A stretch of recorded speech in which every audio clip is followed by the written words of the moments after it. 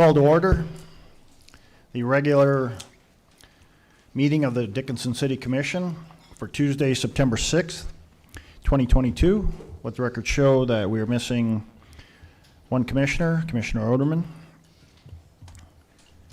He is with his wife right now, and they are expecting a child today, so I guess that's a good excuse. We'll move into the order of business. First item up, are there any changes, Mr. Dossinger, to the order of business? Good evening, Mr. President, members of the Commission. There is a change to the order of business. Underneath item number 9, public hearing and public comments, the 505 timetable regarding the Roosevelt-Custer regional presentation will be removed. Thank you, Mr. Dossinger. Any questions on the amended order of business?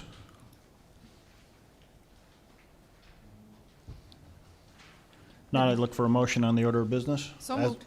As amended. Second. I have a motion by Commissioner Sobeluk, second by Commissioner Frederick. Any discussion on the amended order of business? Hearing none, all in favor of the amended order of business, state aye. Aye. Aye. Opposed, same sign. Motion carries. Next item up is the consent agenda. Commissioners, are there any items on the consent agenda that you wish to discuss? Mr. President, I move to approve. We have a motion to approve the consent agenda by Commissioner Frederick, I second. second by Commissioner Bear. Any further discussion on the consent agenda?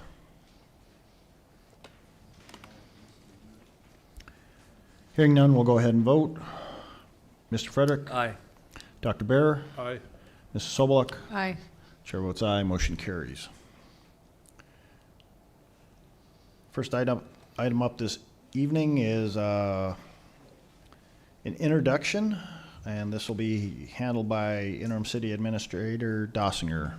Thank you, Mr. President, members of the Commission. At this time, I'd like to introduce to the community and to the Commission our newest Development Director and City Engineer, Josh Gluszczyk. Today was his very first day on the job, so he got the opportunity to sit through a very long budget meeting and a commission meeting all in the same day on his first day. But this time I'd like to allow Josh to give the Commission a little bit of background about himself. All right, well, thank you for the opportunity, Mr. Dossinger, and I just wanted to welcome everybody and thank you for the opportunity to work here at the City of Dickinson. A little background on myself. I've been a civil engineer for almost 15 years and worked in a variety of different industries and those kind of things. And so my wife and I, we have 3 kids, and we've lived in the City of Dickinson for almost 2 years, and this is where we call home. So, Well, welcome. Welcome, Josh. Glad to have you aboard. I'm sure we're going to keep your plate full. So, our next item up is a proclamation, and this is the Extra Mile Day proclamation. And this is where we acknowledge all the personal efforts and volunteerism by our local citizens. Do we have anybody in the audience from this organization? No. Okay. So I'll go ahead with the proclamation. Celebrate Extra Mile Day 2022, whereas Dickinson, North Dakota is a community which acknowledges that a special vibrancy exists within the entire community when its individual citizens collectively go the extra mile in personal effort, volunteerism, and service. And whereas Dickinson, North Dakota is a community which encourages its citizens to maximize their personal contribution to the community by giving of themselves wholeheartedly and with total effort, commitment, and conviction to their individual ambitions, family, friends, and community. And whereas Dickinson, North Dakota is a community which chooses to shine a light on and celebrate individuals and organizations within its community who go the extra mile in order to make a difference and lift up fellow members of their community.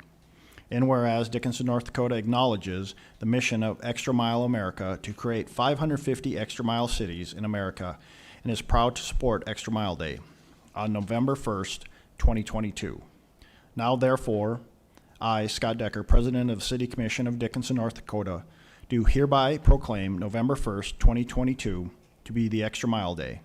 I urge each individual in the community to take time on this day to not only go the extra mile in his or her own life, but to also acknowledge all those who are inspirational in their efforts and commitment to make their organizations, families, community, country, or world a better place. In witness whereof I have hereunto set my hand and caused this seal to be fixed. And I would look for a motion to approve this proclamation. I move to approve. We have a motion to approve Second? with a second. All in favor, state aye. Aye. Pass that over to Mr. Dossier.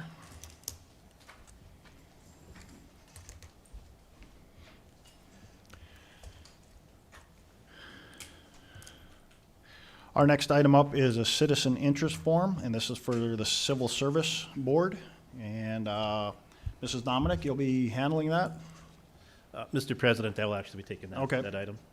Mr. President, members of the commission, we currently have an opening on our Civil Service Commission. HR Director Nominic, Deputy City Administrator Carlson, and I interviewed Megan Stensrud Lindquist for this position.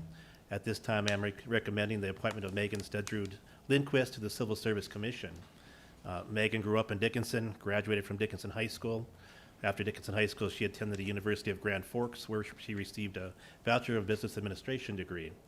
Megan then moved to Minneapolis and worked for Super Value Corporate Office and U.S. Bioenergy and Sarbanes-Oxley compliance roles. Megan returned to the University of North Dakota to attend law school. From law school, Megan moved to Bismarck and worked at a local law firm practicing in oil and gas, probates, estate planning, contracts, civil disputes, and family law. Wanting a change, she moved back to Dickinson and took a job with WPX Energy, now Devon Energy, in the land group. She is married to Steve Lindquist, also from Dickinson, and they have a 7-year-old daughter. I believe Megan is in the audience. If you'd like to step forward. Yeah, if you just want to come up.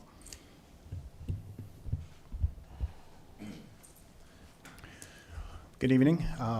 Commissioners, do we have any questions for Mrs. Lindquist? Any, cover anything that Mr. Dossier hasn't covered Nope, this I evening? think you got it. All right. Well, welcome aboard. I think we just need to approve this, and Correct. I really appreciate you stepping up and filling this position. Thank So, you. yeah. All right, I'd look for a motion to place Mrs. Lindquist on the board. So moved. We have a motion to approve her appointment I second. with a second. Any further discussion? All in favor, state aye. Aye. Welcome aboard. Thank you. Welcome. Thank you. Thank you. Our next item up is we have a report from our IT section. This will be handled by IT Director Meyer. Welcome. Good evening, Commissioners. Before you, I have the IT report, kind of an overview of our first half of our year, kind of an update there. Before I begin, of course, I'd like to say thank you to my team. Without them, the city would definitely not run as smoothly as it does. We are currently working on hiring a fourth member. Hopefully, as well as the background is going right now, we should hopefully have a starting date in September. We support currently over 230 users. Of these users, they of course have devices issued to them. Over 350 devices are issued, desktops, tablets, laptops, and that's of course divided as a workload amongst my staff. We break that infrastructure into 4 categories. The first, of course, the smallest is public interfaces. That's the website, Channel 19, any of our e-billing services. We split it down then to the end users. Again, those 230 users are split across 15 departments, each with its own specialty software, as well as some custom-coded software that we produce in-house. Step that down lower, we then step to those end user devices containing those desktop, laptops, and tablets. We also throw in cameras, smart security devices, as well as other smart devices. We're talking about a 900 device count across our techs. Step down one lower, and we step into our network and server backbone, which is the actual communication backbone of the city.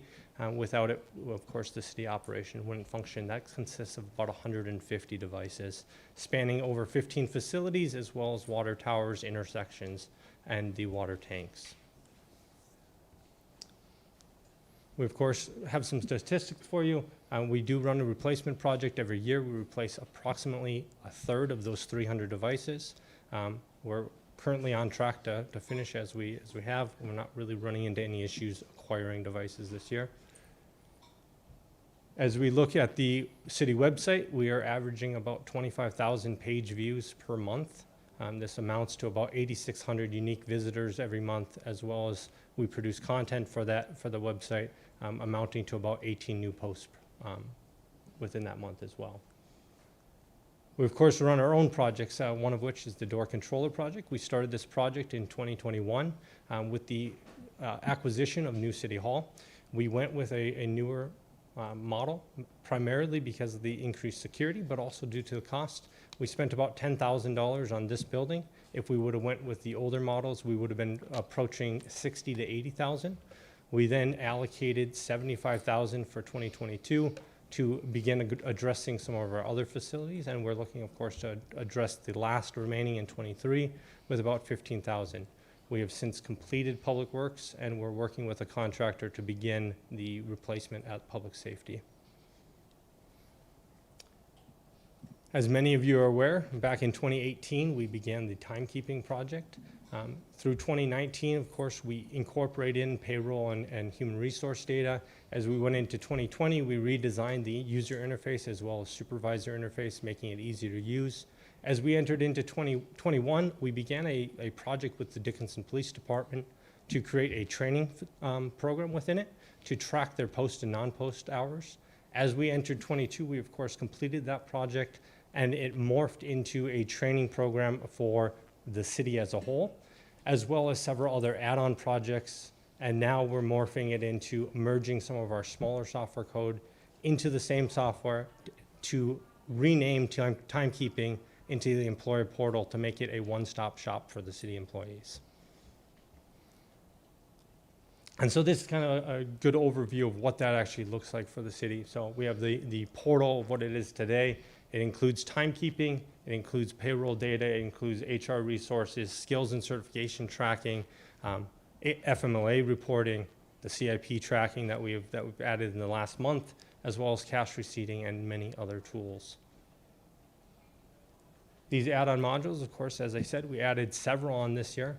PD and city training, of course, being the first one, allows you basically to tie training records to the employees so they can see their training over the course of several years. And it allows the PD to track those post and non-post hours, as well as receive notifications on expirations of certifications so they know when to renew them. The city's skills and certification tracking, which you see in the bottom corner, works similarly, but for city staff, as well as dealing with non-expiring skills, such as listing a Spanish-speaking skill on personnel. We can do that. We can list CDLs on them, so we can actually query the city as a whole to find who has those skills within the city. The CIP editor, of course, you saw the one-pagers today.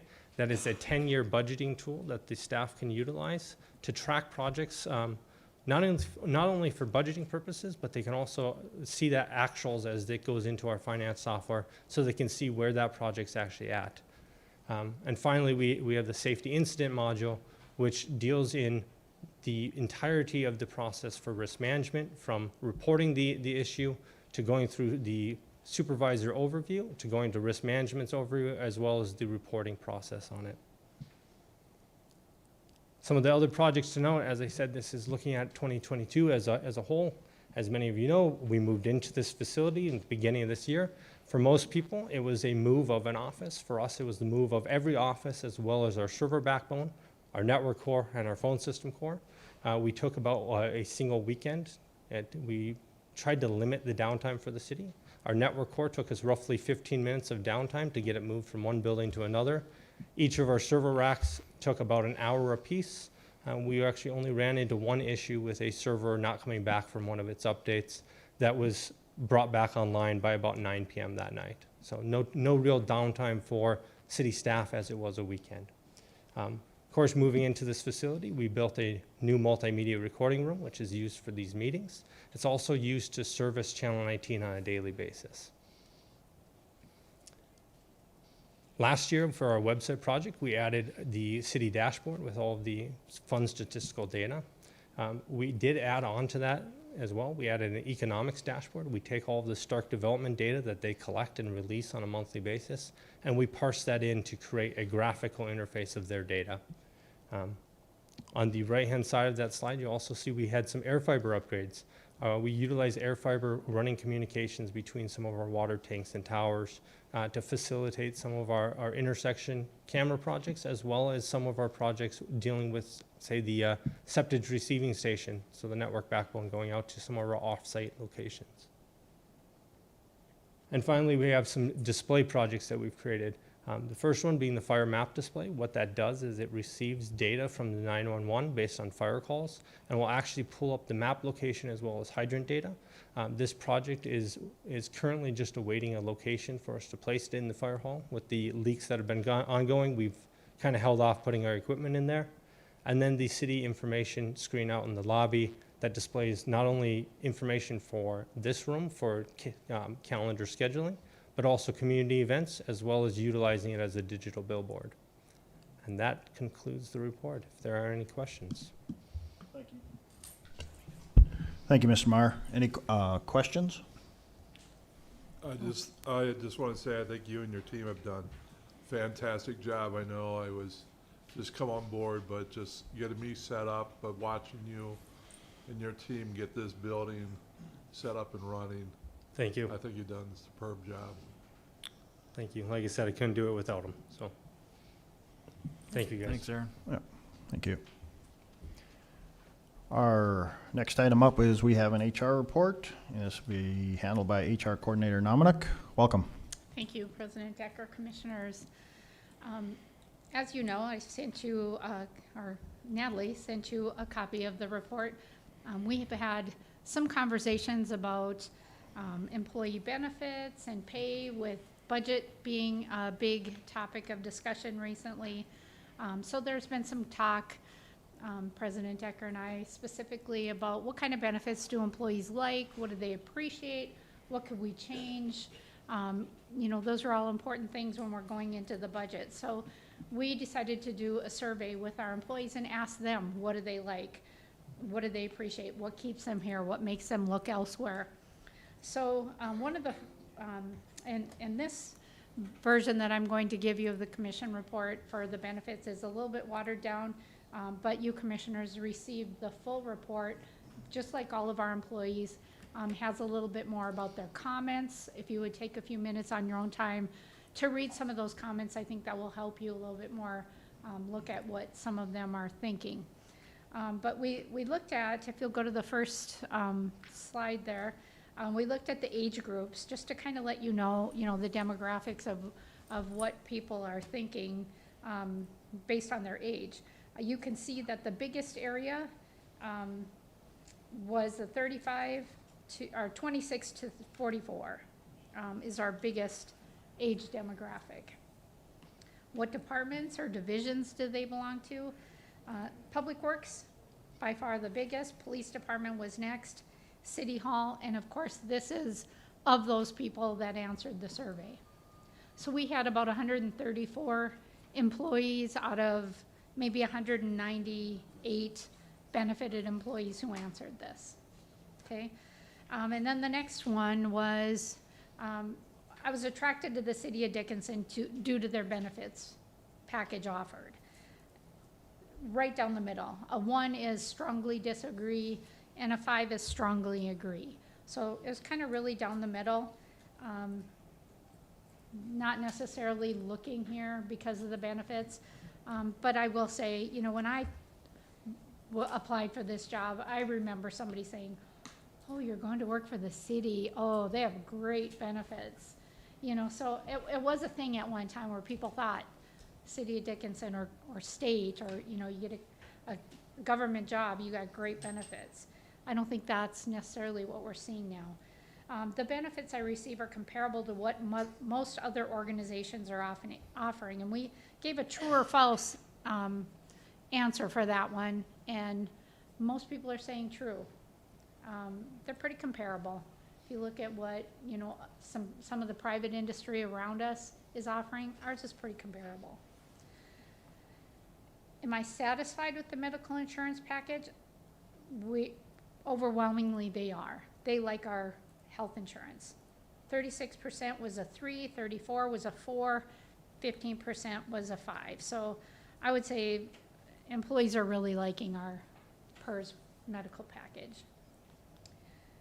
We added something to our health insurance. The city pays 80% of the premium. The employee pays 20% when you're first hired.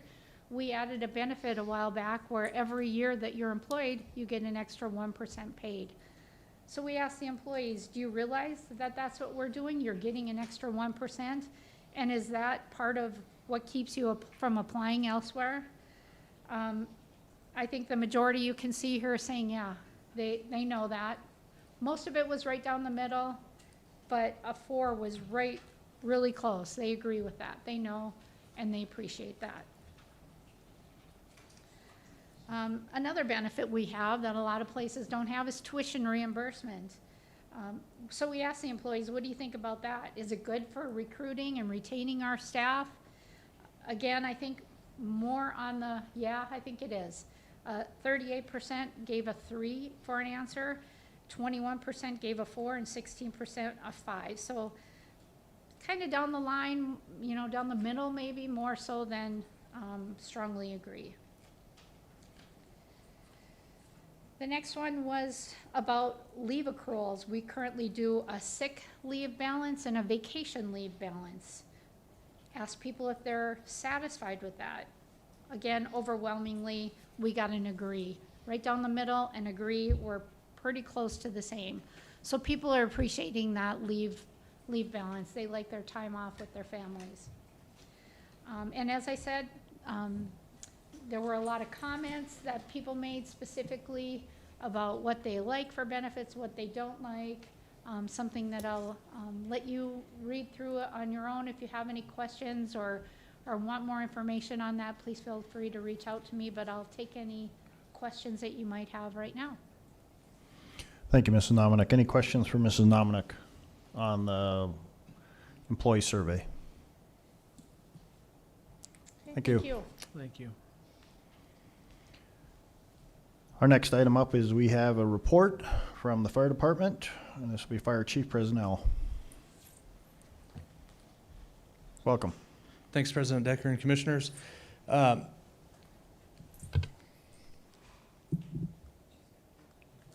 she's gonna have to fix that. Well, I had a report for you. There we go.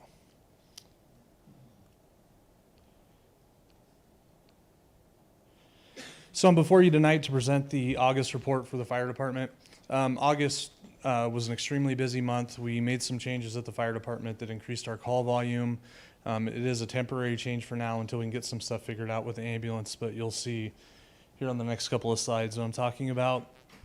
Is just a reminder, we do a little more than just fire suppression. We do run EMS calls. We are the regional hazmat team. We do public education. We're out in the schools. We're at the daycares. Fire prevention, we're out inspecting businesses. And then we're also a lot of the technical rescue teams for the region. So 187 calls for service in the month of August. That puts us at 758 calls year to date, and that is a 46% increase from this time last year. As you can see, that was a significant jump from months in the past. We are running all EMS calls now within the city of Dickinson city limits, minus any of the retirement homes or the clinics and healthcare facilities. We are doing this until January, until they can get some stuff figured out at the ambulance. They're dealing with some severe staffing issues, as well as we're just seeing a significant increase in call volume in EMS calls. This change did add about 57 calls to our overall call volume. So it was still an up month. We were in that 130, 135 range just going on the normal calls we would, but we did see about a 57 call increase as we started to run EMS calls August 1st. So here's a breakdown. As you can see, medical calls by far almost account for 75% of our overall call volume. There's just a lot of mental health calls going on. A lot of COVID calls are coming back. We're just seeing a lot of this stuff increase. We're seeing the ambulance get to 4th crew, 5th crew, which they technically don't even have a 5th crew. So we are running the calls that they're not able to go to, as well as responding with them to most. Calls by station. Station 1 is definitely our busiest station. It accounted for almost 75% of our overall call volume. So everything south of the freeway is where the majority of our calls happened. And you can kind of see here on the heat map, most of the stuff is happening south of that freeway. Response times, even with the increased call volume out of Station 1, we are still able to keep a pretty low response time. We did see some increases just from the distance and going from call to call, and some delays when calls get stacked up, as well as out of Station 2, but we still got a little ways to go with getting our response times out of Station 2. But that is usually our second out apparatus, so not a real huge concern in terms of getting somebody on scene fast. They're usually the second one on scene. Training hours, we completed 688 for the month. It does put us about 5180 for the year. If you can remember from last month, we were actually about 70% complete, but because we did bring on 5 new firefighters, we do have to account for their annual training hours, and they've got a lot of makeup to do, so it actually dropped our overall percentage of those required ISO training hours. So we'll get back up there. We're right on track to finish probably in the 80%, 90% for the end of the year. Fire prevention, 124 routine inspections, 52 fire prevention activities. That's going out to the schools, doing station tours, stuff like that, and no certificates of occupancy for the month of August. Community activities, we participated in the Guns and Hoses blood drive, where the fire department did win the blood drive, as well as the dodgeball tournament, where we did win the dodgeball tournament. We have ran the board this year in all events with the police department. It was supposed to be best of 3, then it turned into best of 7 for dodgeball, and we still won. So we did participate in the National Night Out. It's not a dig at you, it's at Joe. Definitely. We did participate in National Night Out that the police department did host. That was a highly successful event. There were a ton of people there. And we posed for a little photo op with Dr. Bear, Commissioner Bear. So we do appreciate that. And with that, I would gladly answer any questions. Thank you, Chief. Any questions, comments? No comments. You guys are doing a great job with increased workload, so tell everybody down there that we appreciate it. Yeah, I feel like they wouldn't be able to do it without me, but no, realistically, they do all the work. I have an amazing team, and they really wanted that increased workload just to get the experience in the EMS calls, because it just wasn't something that we really got that much of, not like the ambulance gets. So this has really helped get our people up to speed with a lot of different calls. So I do have an amazing team, and I'll pass that along to them. Thank you. All right. Thank you so much. Chief. Okay, it's public hearing time, and first item up this evening, we have an introduction, and we have the Dickinson Parks and Recreation Executive Director introduction, and Mr. Benjamin Ray, come forward. Welcome. Yeah, thank you for having me this evening. I've had a little bit more than one day before coming for an introduction, but I'm excited to be here. I'll just give you a little bit of my background. I've been in Parks and Recreation for about 25 years in public, private, and nonprofit realm. I come from southern Utah, and so I'm new to the area, and I'm really enjoying it here. I've got to say, in my first 5 weeks in the area, I've just been so impressed with how much people are involved in the community, how much they really love living in Dickinson. So I'm very, very excited to be here. I'm looking forward to getting to know each and every one of you, and I'd love to help out however I can. So if you have any questions for me, I'd be more than happy to answer anything. All right. Well, welcome to the community, Benjamin. I know I had the pleasure of meeting you earlier. We sat on a committee investigating an additional, the possibility of additional facility for some ice. And really appreciated your input and bringing a different perspective to the city from, you know, where you came from and what you had to deal with there, and now what opportunities are here and the challenges. You know, we're as you said, a very active city. People participate and you know, we have to keep up with our facilities. So I'm excited to continue working with you and the park board, and as are the rest of the commissioners. So, commissioners, any other comments or questions for Mr. Ray? I am saying that right? Ray, Yep, right? you've got it. Yep. Thank you. So, Welcome to the community. Yeah, thank you. I think we ought to get in on this dodgeball thing, though, because I think recreation staff, we might give those guys a run. well, I see a challenge. So, I really think what you need to do is get Joe and the police department, maybe exercise them a little better. Oh. Practice makes perfect, I guess. All right.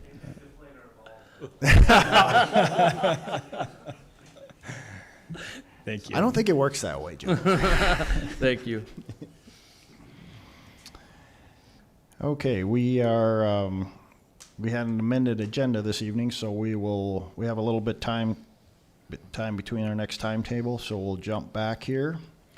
And we'll go to engineering, and the first item up, this will be handled by Interim City Administrator Dossinger. This is a CA report on a development agreement with Sundance Coves. Included in your packet is an amendment to the planned unit development agreement with Sundance Cove LLC, the villas at Sundance Cove LLC, and the villas at Sundance Cove II LLC, for what's commonly known as Sundance Coves. City staff has worked with the applicant to finalize the amendment for your assessment. The amendment includes the owner agreeing to a special improvement district for all condo units, which will offset costs for the lighting in the entire subdivision of Sundance Coves. City staff recommends approval. Thank you, Mr. Dossinger. Is there anyone here is there any owner rep here? Okay. Commissioners, do you have any questions for Mr. Dossinger? Yeah, so can you explain, so instead of paying for it, we're gonna assess them to their condo units? Correct, Commissioner Frederick. So the intent would be is that a certain dollar value is attributed to that particular lot as through the special assessment. That's outlined in the development agreement. And I will say, I know Ms. Marshak as well as Mr. Schneider and myself have gone back and forth with this, and this has been a long time in the making to get this to an agreement that would be suitable not only for the city but for the developer. So the process would be, again, a special assessment for those particular properties to get that lighting put together and in place. So do they currently own all those properties? They do, Okay. which is why we are requesting as part of the development agreement that they're not allowed to protest out the special improvement district. And their intention is to start selling them off? I believe, so obviously I can't speak for the developer, but we just want to make sure that that is in place, obviously prior to any lots being sold or developed, to ensure that obviously those buyers, subsequent buyers would be aware to make sure that those special assessments are in place. And do we know, are these already split? Mr. Schneider could probably come up and answer that question better than I can. Because I mean, we'll have to do lot splits on all this, I would imagine, correct? Could you repeat the question, Mr. Frederick? Are these lots, I mean, are these units already split out into individual units? So I'm going to refer to Appendix E in this exhibit. There's like 16 buildings out there eventually that will all be built. I think 5 of them are already split, and part of this process was an amendment to the condominium declaration, which splits out the remaining buildings. I think there were 6 more buildings to be split out into different units, and that was part of this whole process, was reviewing that amended condo declaration and approving it, which is part of the process that condo plats need to go through. Does that answer your question? Yeah, thank you, Mr. Schneider. Well, I know whatever we can do to get these people streetlights, it's been a long time. So, it's, Are there any other questions for city staff? Now I look for a motion on this development agreement. Mr. President, I move to approve. We have a motion to approve by Commissioner Bear, Second? second by Commissioner Sobeluk. Any further discussion?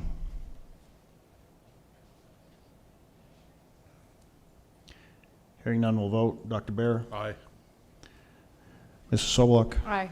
Mr. Frederick? aye. Chair votes aye, motion carries. Our next item up is a task order from Apex Engineering. This is a lighting project, SID for Sundance Coves. This will be handled by Interim City Administrator Dossinger. Thank you, Mr. President. For your consideration is Apex Task Order 2022-2 for Sundance Coves lighting. The subdivision was developed without street lighting, and this project would include an engineer's report detailing the needs for street lighting installation and the proposed special improvement district details. The design would be split into 2 areas, delineating standard street lighting from private drive lighting. This task order is to be billed at an hourly rate and not to exceed an amount of $44,200. City staff recommends approval. Thank you, Mr. Dossinger. Any questions on this task order? If there are no questions, I'd look for a motion on task order number 2022-2. I'd move to approve. We have a motion to approve by Commissioner Sobeluk, Second. second by Commissioner Frederick. Any further discussion?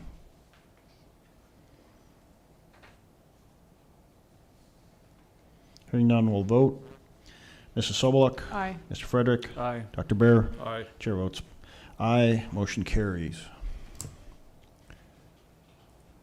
Our next item up is a development agreement with the district addition, and this will be handled by Mr. Dossinger. Thank you, Mr. President. Included in your packet is a development agreement with Venture Commercial LLC for the district addition. The final plat of this property has been completed and will be recorded with the county. City staff has worked with the applicant to finalize the DA for your assessment. City staff recommends approval of the development agreement. Thank you, Mr. Dossinger. Any questions on this development agreement?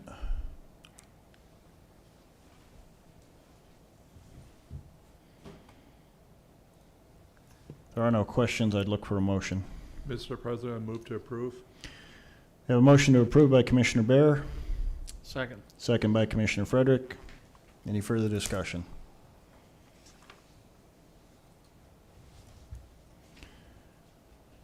Hearing none, we'll vote. Dr. Bear? Aye. Mr. Frederick? Aye. Mrs. Sobeluk? Aye. Chair votes aye, motion carries. Mr. Dossinger, we have another development agreement with Energy Center North, 3rd Subdivision. Thank you, Mr. President, members of the commission. Included in your packet is a development agreement with Tracy Two's Dickinson Energy Park for Energy Center North 3rd Subdivision. The final plat of this property has been completed and will be recorded with the county. City staff has worked with the applicant to finalize the DA for your assessment. City staff recommends approval of the development agreement.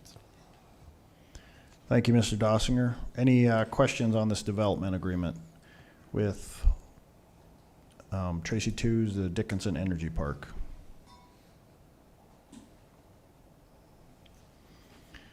Hearing no questions, I'd look for a motion.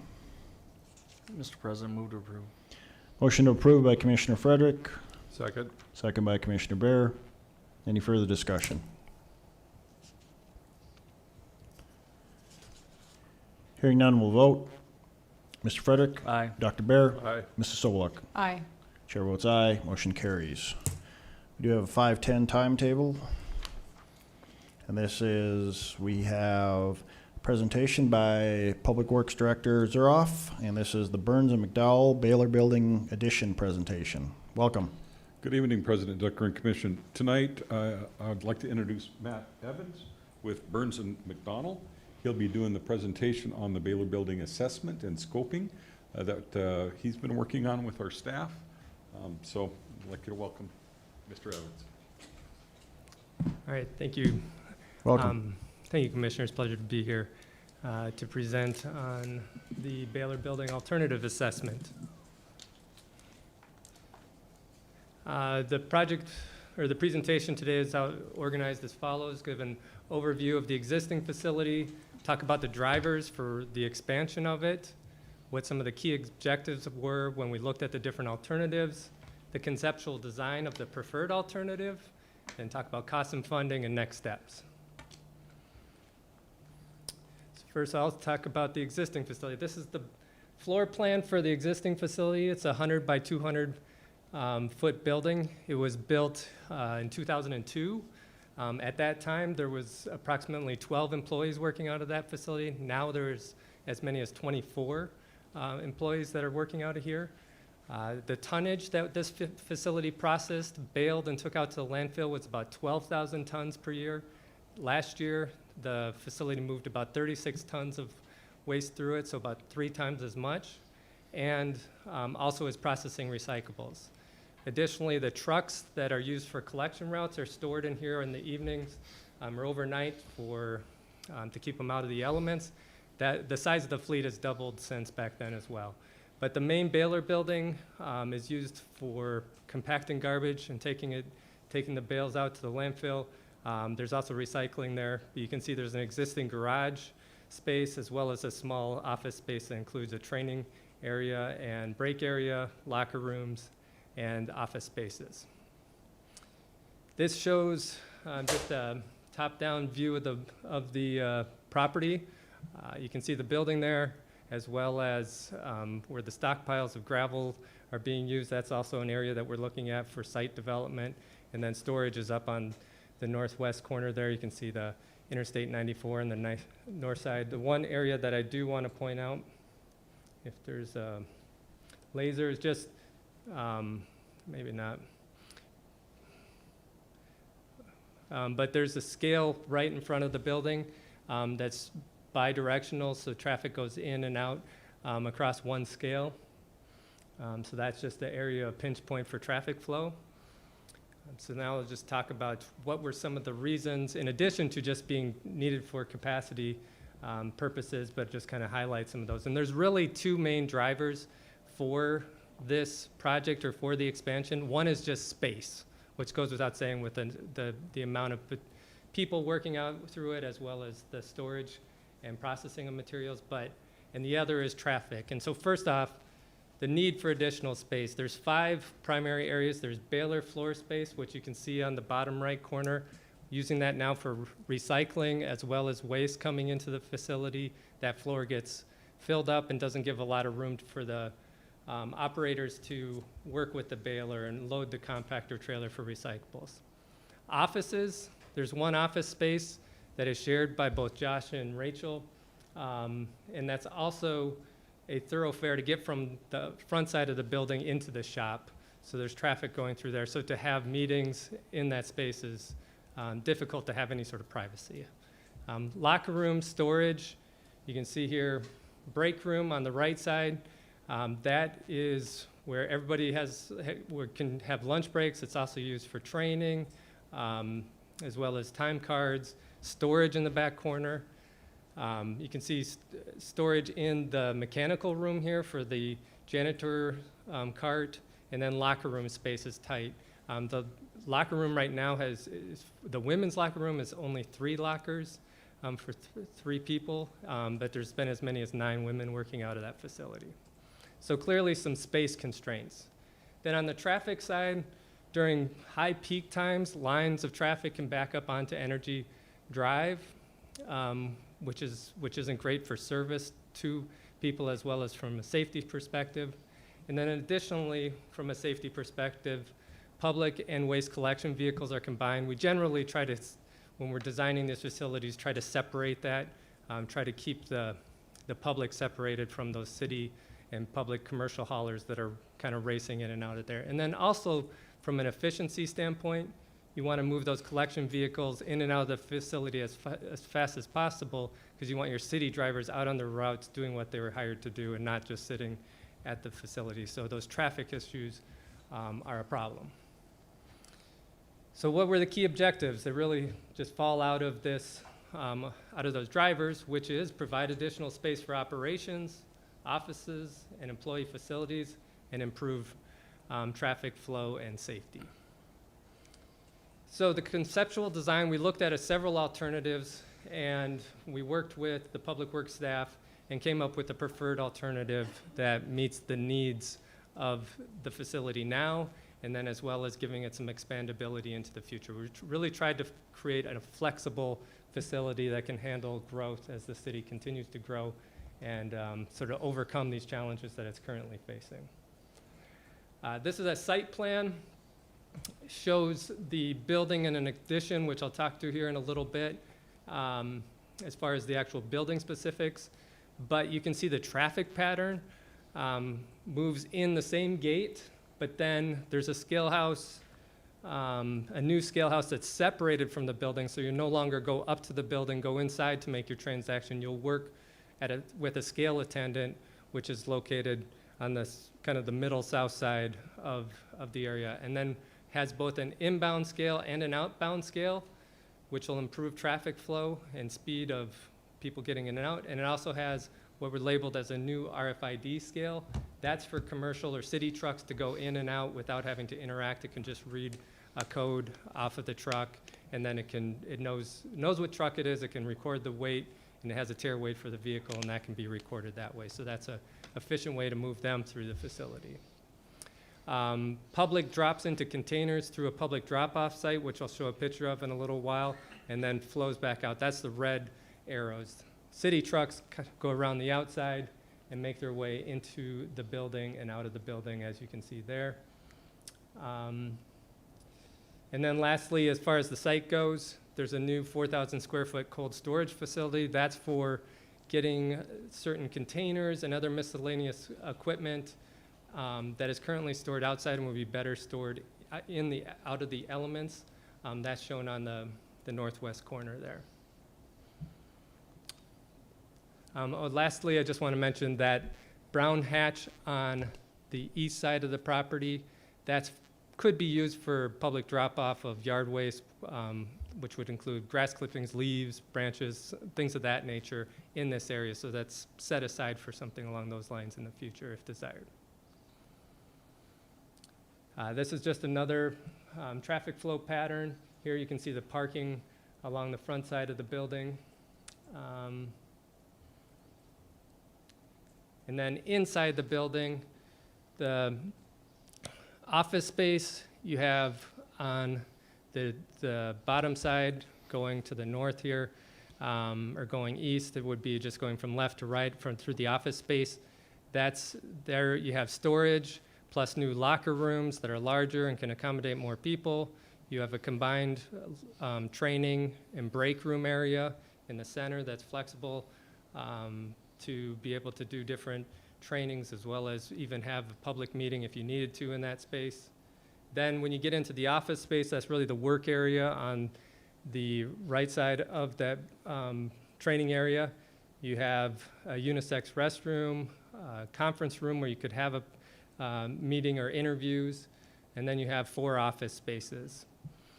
The building, the processing building is another 100 feet addition to this building by 120 foot.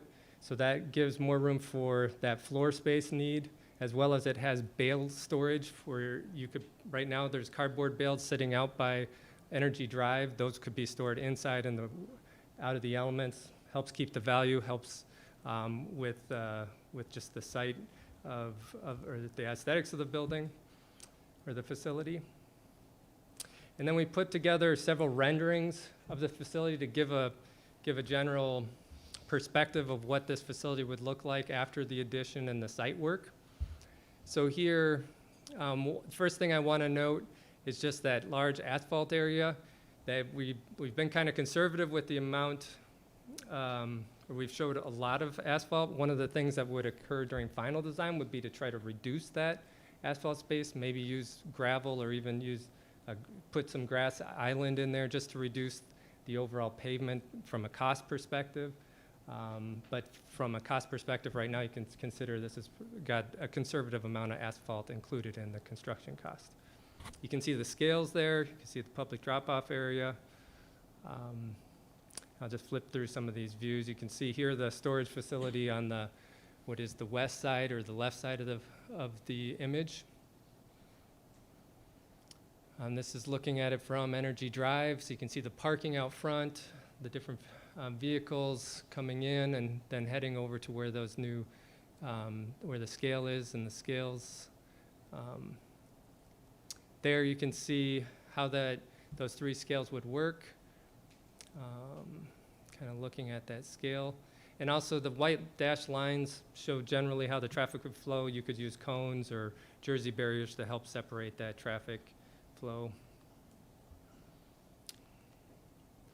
Here you can see the public drop-off area. Again, those be 8 different roll-offs is what we have showed here, and so that could be for household garbage, wood waste, recyclables, tires. You can have several construction debris. Other materials can be set aside, and then residents can drop off into those bins. Also want to note here, the scale house is positioned so that it can see the traffic coming in, but also you have that scale attendant can also observe the public drop-off area and just be eyes on that side of the facility. You can see the window in that scale house is kind of oriented so you can see what's going on back on this side. That's the back side looking from Interstate 94. One more view from above. Okay, and then, so just moving into, or I just want to speak on this, the scale house. This just shows a general floor plan for another scale facility that we did that could be something similar, just to give you some perspective.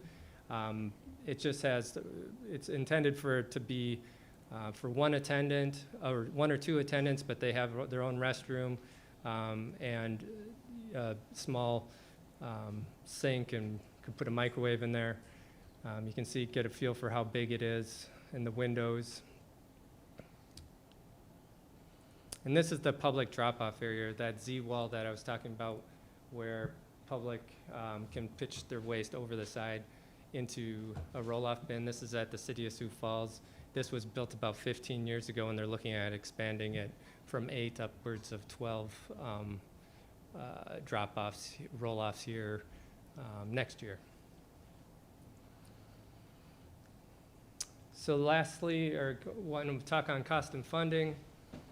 We had a construction cost estimating group within Burns & McDonnell put an estimate together as to what this facility could cost based on a best estimate in this construction environment. So you can see the different breakdown of costs here, including facility remodel, office addition, Baylor building addition, public drop-off, scale house, the cold storage. And then lastly, that site work is a large cost, but that does have all that asphalt pavement in there. That makes up about not quite half of that cost is asphalt for that site work.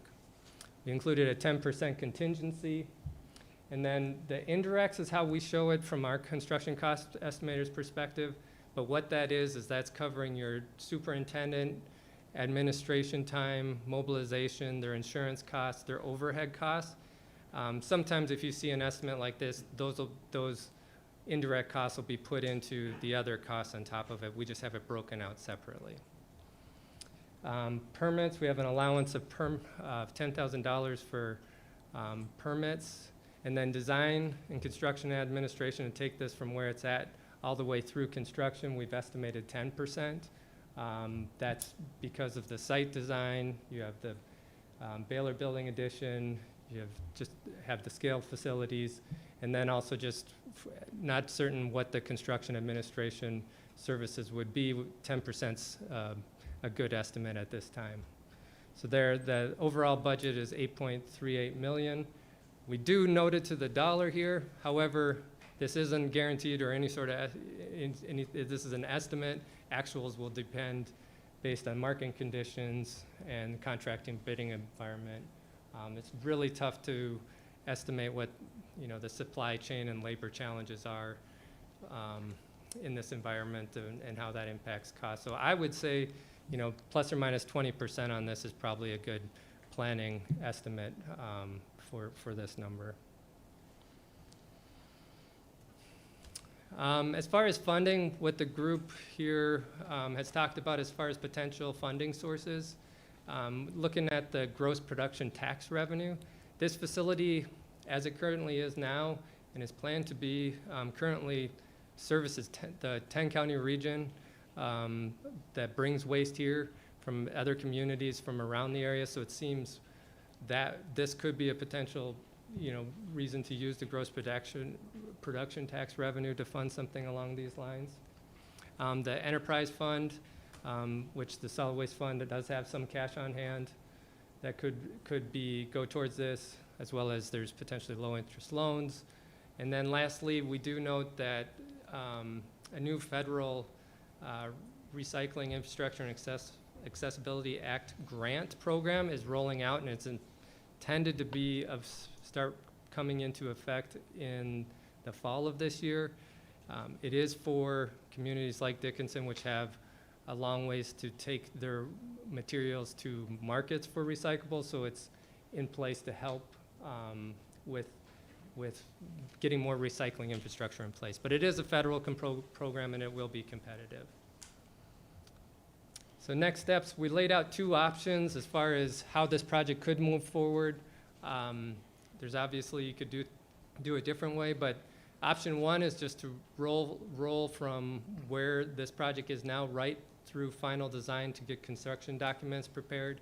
So starting in October, finishing the design here by the end of the year, then going out for bids in the spring or first quarter of 2023, with construction then starting right as the weather allows, and then the new facility opening approximately June 24.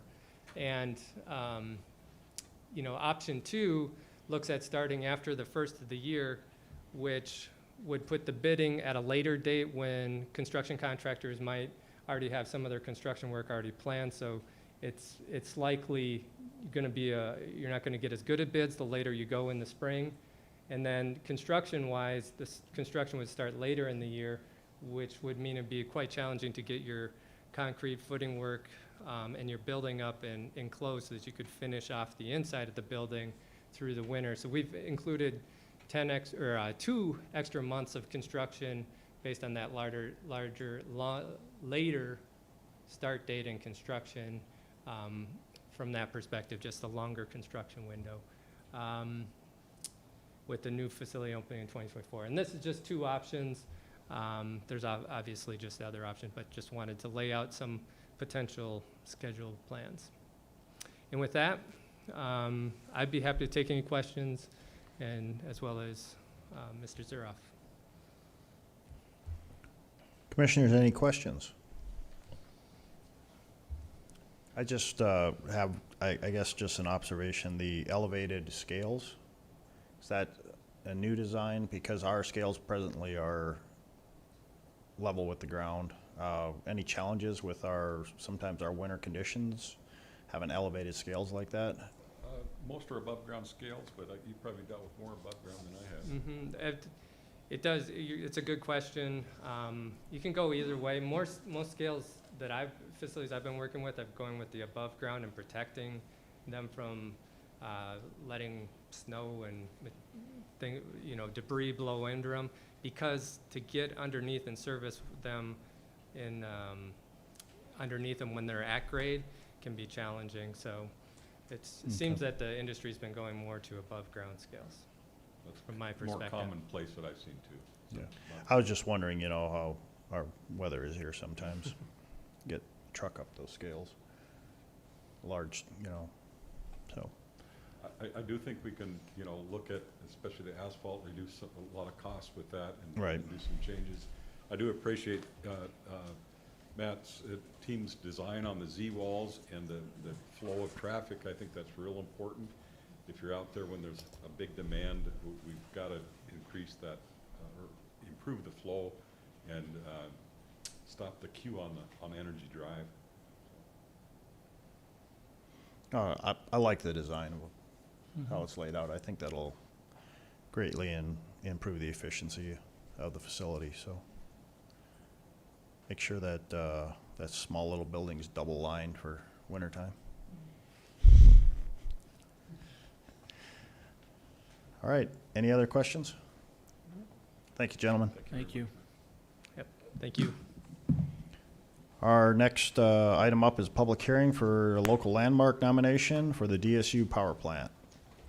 That'll be handled by Museum Center Director Furman. Good evening, President Decker, Commissioners. I'm appearing here today to ask the City Commission to act on the Historic Preservation Commission's recommendation to recognize Dickinson State University Power Plant as a local landmark. Built in 1921, the power plant is actually the first structure built on the campus of what was then Dickinson Normal School, and it is still a vital part of DSU's infrastructure today. Unique to this recommendation is the genesis of the landmark nomination. As the Historic Preservation Commission was discussing ways to make the nomination form more accessible, Commissioner Steve Doherty suggested that perhaps a DSU student could help us review the process by completing an historic preservation internship that would include nominating a building or site in Dickinson as a local landmark. The intern to receive instruction in public history and historic preservation from Dr. Stacy Cordery and myself. In addition to background reading and discussion, this instruction would also include the basics of how to research properties in Dickinson. This suggestion was enthusiastically received by the entire commission and eventually brought to us DSU student Maddie Olson, Exhibit A. And Maddie undertook this internship during the 2022 spring semester, with the DSU power plant fittingly being designated as our test subject. Maddie successfully delivered a very thoroughly researched and well-written nomination and provided specific feedback on improving our nomination form with an eye to making the form and the process available online. I am pleased to report that our improved nomination form is in its beta test stage, from which we expect to receive another nomination possibly later this fall.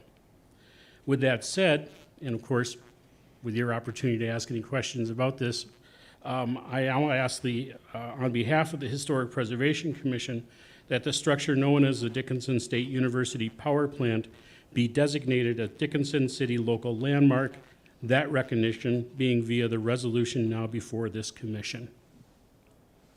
All right. Thank you, Mr. Furman.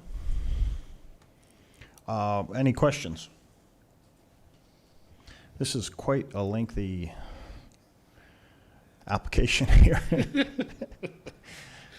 I said she was thorough. Very. And this would be Resolution 27-2022, if I'm correct. This resolution would state that through the City Commission, we approve the local landmark program, and that we would mark this building as, does it get an official historical number? Not in a the number, register? but Just it's the, okay. it's on our local landmark Okay. roster. It would have a plaque put on it. okay. I don't know if there's like a registry within the state that they, Not for local landmarks. all right. Any other questions? If not, I would then look for a motion on this resolution. I move to approve. We have a motion to approve by Commissioner Bear, Second? second by Commissioner Sobeluk. Any further comments or questions on Resolution 27-2022?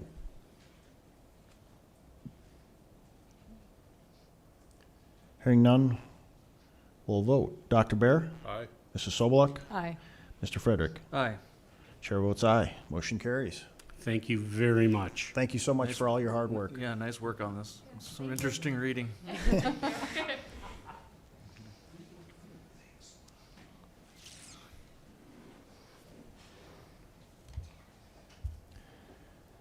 Okay, our next timetable is a rezoning request, so that doesn't happen till 5:50. So let's go back here into engineering. And last thing we did was the development agreement. Next item up is State Avenue Cost Participation Construction and Maintenance Agreement with the North Dakota DOT. And Mr. Dossinger? Thank you, Mr. President, members of the commission. This project is a State Avenue project extending from Villard to 15th Street West. Advance the slide here. There you can see the map on the display.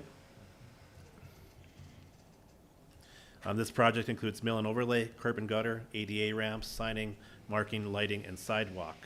The federal funds for this project is limited to $2,670,690. The city will be responsible for any amount over this threshold. City portion will be approximately $210,000. This is a 2023 construction project. City staff recommends approval. Thank you, Mr. Dossinger. Any questions on this agreement?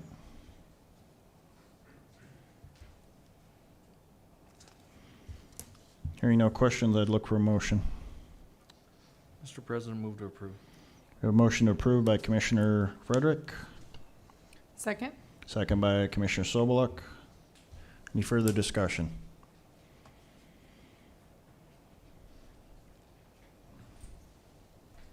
Hearing none, we'll vote. Mr. Frederick? Aye. Mrs. Sobeluk? Aye. Dr. Bear? Aye. Chair votes aye. Motion carries. Our next item up is a final plat for the Meyer edition. Mr. Dossinger? Thank you, Mr. President. This is a 0.745 acre property generally located on the east side of 12th Avenue West between Wall Street and Jerry Lane and is zoned medium density residential. The southern portion of the proposed plat with the street address of 1186 Wall Street has been developed with a single family residence. City staff recommends approval. Thank you, Mr. Dossinger. Any questions on this preliminary and final, let me get back to this, the final plat for the Meyer edition? Hearing no questions, I'd look for a motion. Mr. President, I move to approve. We have a motion to approve by Commissioner Bear, Second? second by Commissioner Sobeluk. Any further discussion?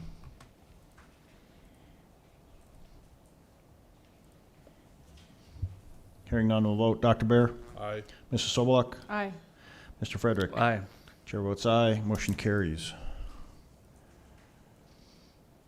Last item in engineering this evening is our special use permit for Verizon Wireless. Mr. Dossinger? Thank you, Mr. President, members of the commission. On the August 17th, the 2022 Planning and Zoning Commission meeting with public hearing, the applicant requested a special use permit for a 159-foot monopole telecommunication tower to be located on a property located at 3131 Energy Drive and legally described as Lot 7, Block 1, Energy Center 2nd Subdivision. The property is zoned general industrial. To give you some background on this request, in 2015, the applicant received a SUP for a 150-foot monopole telecommunications tower. Section 3912.003 of the municipal code states that an SUP becomes void after 2 years of an effective date if the applicant has not carried out development or occupancy during that period. As no development occurred 2 years after approval, the SUP expired. In 2019, the applicant received another SUP for a monopole telecommunications tower at the same location. As no development occurred 2 years after approval of the SUP, it also expired. The applicant's representative states in this application that the project will begin in late 2022 or 23. As of the date of this report, city staff has not received any public comments regarding this project. City staff recommends approval of the application and recommends the following conditions be attached to the approving resolution. Development shall be limited to a 150-foot freestanding monopole telecommunications tower with a 9-foot lightning rod and accessory equipment, and the location of the tower and accessory equipment shall be as shown on the drawings received by the City of Dickinson on June 14th of 2022. City staff is recommending approval with those conditions. Thank you, Mr. Dossinger. Any questions on Resolution 28-2022?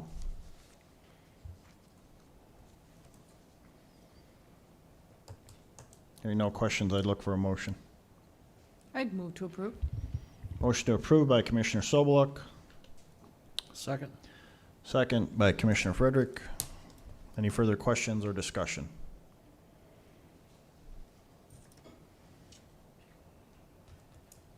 Hearing none, we'll vote. Mrs. Sobeluk, Aye. Mr. Frederick, Aye. Dr. Bear. Aye. Chair votes aye, motion carries. Moving into Public Works, we have a KLJ task order for South Cemetery, and this will be handled by Solid Waste Recycling Manager Prouse. Welcome. Good evening, President, Commissioners. The first task order is with KLJ Engineering.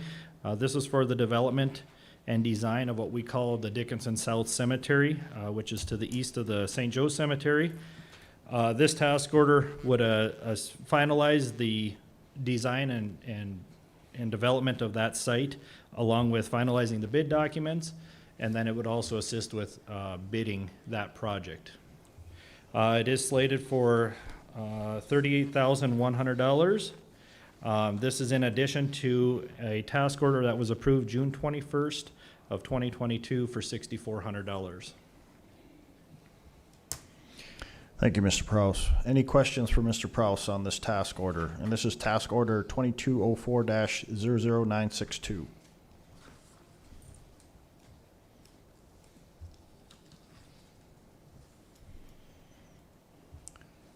There are no questions for Mr. Prouse. I'd look for a motion. I'd move to approve.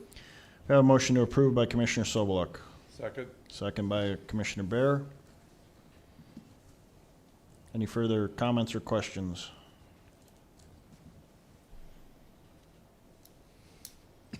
Hearing none, we'll vote. Mrs. Sobeluk, Aye. Dr. Bear, Aye. Mr. Frederick. Aye. Chair votes aye, motion carries. All right. Mr. Prouse is staying put because he's got a couple more here for us. Next one up is Houston Engineering Task Order, and this is for the gas monitoring of the groundwater monitoring well, MW27. Mr. Prouse?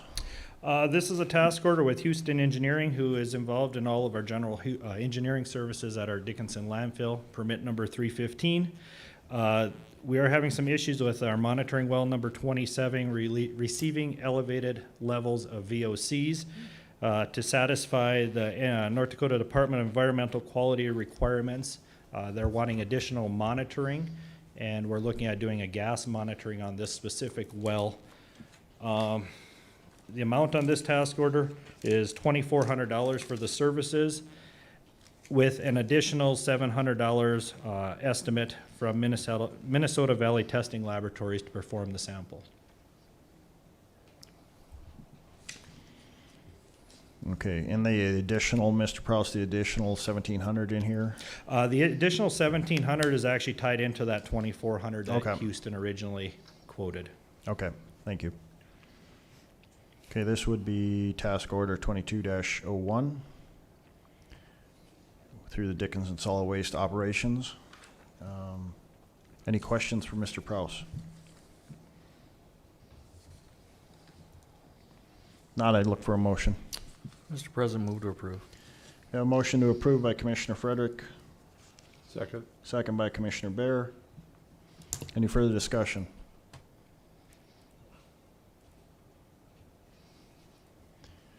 Hearing none, we'll vote. Mr. Frederick, Aye. Dr. Bear, Aye. Mrs. Sobeluk. Aye. Chair votes aye. Motion carries. And the last item Mr. Prouse has is North Dakota Department of Environmental Quality appointment of a city project manager. Mr. Prouse? So what this is it's to appoint myself as the solid waste recycling manager to the renewal of our municipal solid waste landfill permit number 315. Originally, we were going to do, and slipped my mind. We were gonna redo our current, do a permit modification, and it would only buy us like 3 extra years. So we chose to go with a permit renewal, which will buy us up to an additional 10 years on that permit. There's a lot of documents that are included to be signed by the owner or by the city, including a disclosure statement, which I've been working with Attorney Wanko on, just to clear up some of the stuff and its requirements for their permit. So I guess where I'm looking at right now is if you could just give me the appointment as the representative for the city of Dickinson to sign those documents on our behalf. And then this would allow for a 10-year period of Up time? to a 10-year. That's what the North Dakota Department of Environmental Quality's plan is, but they haven't released that fully yet. Okay, thank you, Mr. Prouse. Any questions for Mr. Prouse or city staff on this appointment? One thing I may add is to do the permit modification, which would buy us 3 years, to doing a full permit renewal is the exact same cost to the city. Okay. So, If there are no All right, questions, then I'd look for a motion to appoint. Mr. President, one question. Yeah. God forbid if you would choose to leave us, does this thing go passed on to the person that takes over your position? or yes, it would how does that continue work? on. Okay. You guys would have to then reassign that individual as well, Okay, because it'll list me specific as the solid waste recycling manager. okay. Don't leave us, by the way. I have no plans to, Okay, so. good. Okay, All right. good. No further questions. All right. So again, I'd look for a motion for the consideration of this appointment. I'd move to approve. We have a motion to approve by Commissioner Sobeluk, Second? second by Commissioner Bear.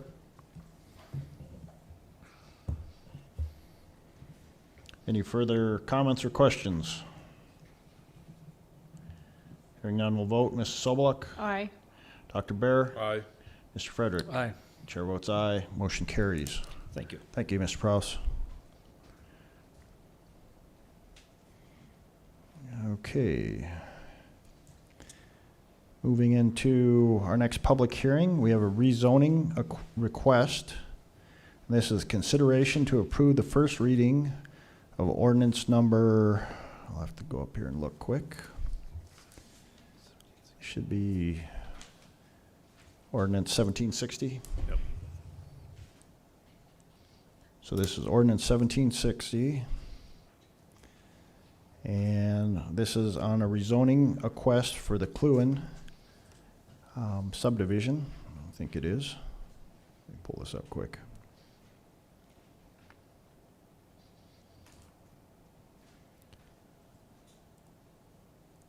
And this will be handled by Mr. Dossinger. Thank you, Mr. President, members of the commission. This is the rezoning request for the Cluin subdivision. This is part 1 of the request. This is REZ 007-2022 and is a rezoning from agricultural to rural residential on Lot 1, Block 1 of the replat of the Cluin subdivision with an address of 3608 116th Avenue Southwest. The 3.03 acres subject property is located in the city's extraterritorial zone. The lot has been developed with a single-family residence and an accessory structure. City staff recommends approval. Thank you, Mr. Dossinger. Are there any questions for Mr. Dossinger staff on this rezone request?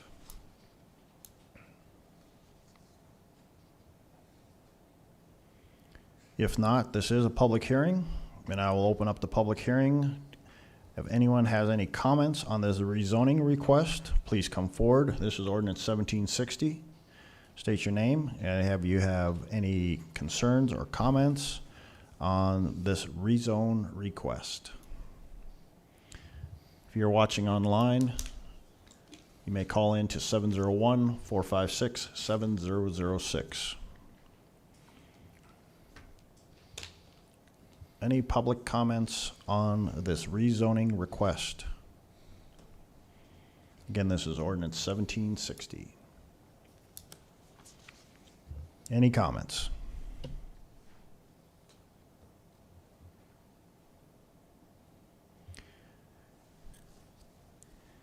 Seeing there is no one present with any comments or concerns, and hearing no one online with any comments or concerns, I'll close the public hearing. Commissioners, what are your desires on this request? Mr. President, I move to approve. We have a motion to approve by Commissioner Frederick, Second. second by Commissioner Bear. Any further discussion?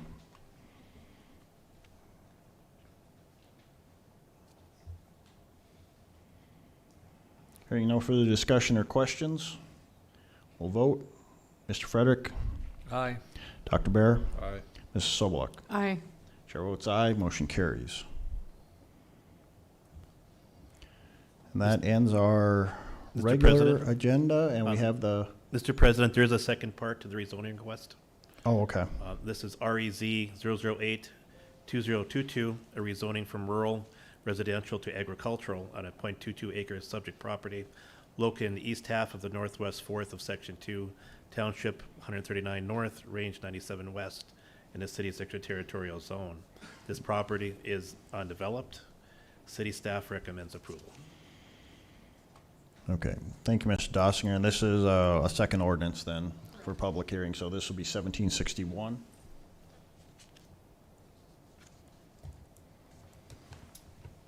This is a public hearing, so if anyone wishes to come forward and has any concerns or comments on ordinance 1761, please come forward, state your name. If you're watching online, 701-456-7006. And you may make your comments. Again, does anyone have any public comments on this rezone?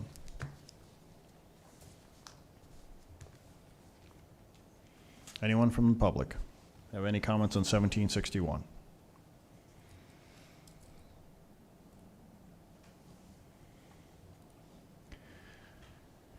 Seeing and hearing no one with any concerns or comments, I'll close the public hearing. Commissioners, what are your desires? Mr. President, I move to approve.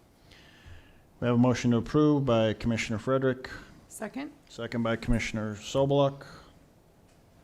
Any further discussion?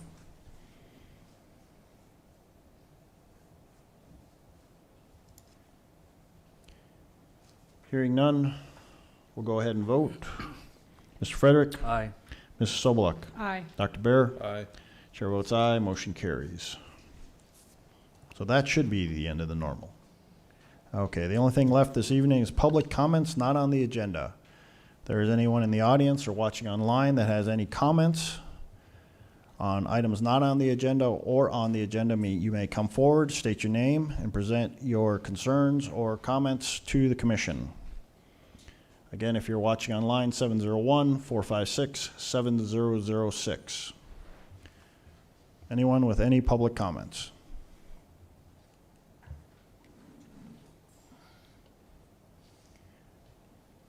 Any public comments? Seeing no one has any comments about items on the agenda or not on the agenda, I'll close that public comment section. Last item up this evening, Commissioners, is we have an executive session pursuant to North Dakota Century Code 44-0419.1, paragraph 9, and 44-04.19.2 for contract negotiation discussion between Commissioners. I would look for a motion to move to executive. So moved. Second. All in favor of moving to executive? Aye. I would ask that Mrs. Carlson and Mr. Dossinger hang around out here until we're finished. So everyone else, if they wish to, they may leave.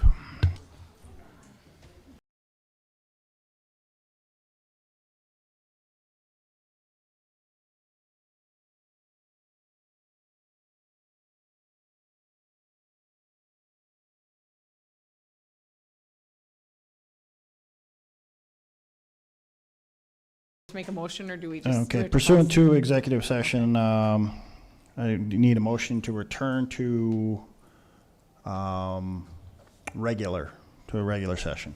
I I'd make make- motion. I'd second that motion. All in favor to return to a regular? Aye. And I would make a motion to grant Mr. Decker the authority to negotiate as we spoke in the executive session. To continue negotiations with Mr. Dossinger. Yep. Okay, I second. so we have a motion to continue negotiations with a second. All in favor, state aye. Aye. Aye. Motion carries. Commissioners, anything else? This is commission. Is there anything you wish to bring up? Kudos, anything for I Ms. would- Carlson? I would like to ask the commission, I would like you to think about it, but every time I attend the county meeting, they call roll call, or excuse me, they call the meeting to order, and then the first thing they do is stand up and say the pledge. I was just going to bring that up, Mrs. Carlson. Oh, hallelujah. Because I just really would like to Yeah. have that as a part of our, I just think that it's amazing. So I would like that to be forward if we can. Okay, we'll consider that for future meetings when we have all 5 commissioners here we'll take a vote on it. At So. least you don't want to sing the national anthem or something. Oh, no. She'll do it for us each time. Mr. President, I guess, like to visit a little bit about the contract, if that's possible, if that's allowable for the commission. I guess I've been doing this, serving as an interim in this role for about the last 6 months. You know what I can do. Basically, it's been a working job application or process for the last 6 months. Obviously, you know, there's a lot of work to do for the city of Dickinson. I think I've made some progress in a few areas in the last 6 months. I came from a very strong team at the police department where the team was, you know, I spent the last 11 years building that team. That still needs to be built at the city hall. There's very good people here, but there's a team that needs to be built. Within the next 5 years, obviously tonight I'm starting the process of onboarding Josh as the development director, city engineer.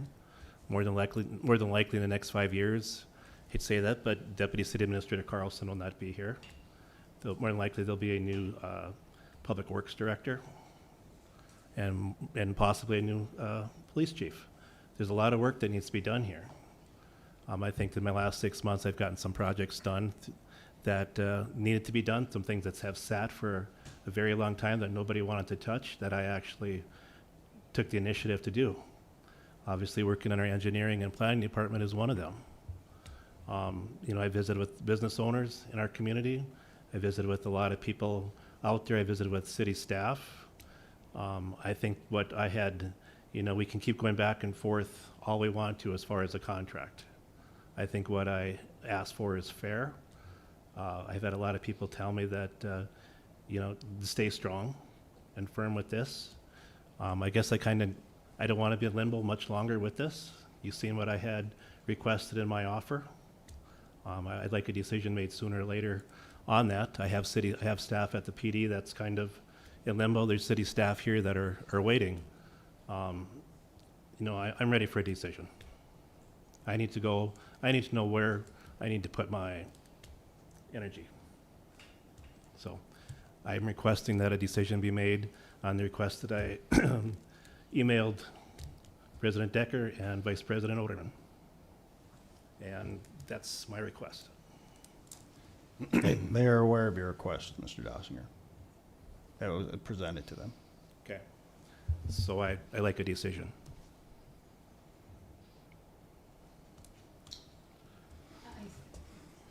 I think based on the executive session, there will be a counteroffer made. And I think the thought process is that President Decker and Mr. Dossinger would sit down in the next day or two to discuss I can go that. back there right now if you. To discuss that with Mr. Dossinger, so a decision can be made as soon as possible. Doesn't necessarily have to be tonight, but I think there is some urgency in that, so for both parties. But that's up to you, Mr. President, on when you want to have those discussions with Mr. Dossinger. we can go back there right now. I can bring our proposal to them. Well, I think for the purposes of tonight's proceeding, rather than going back into executive session, if we discuss that, had those conversations, it's something that could be addressed at the next commission meeting on the 16th.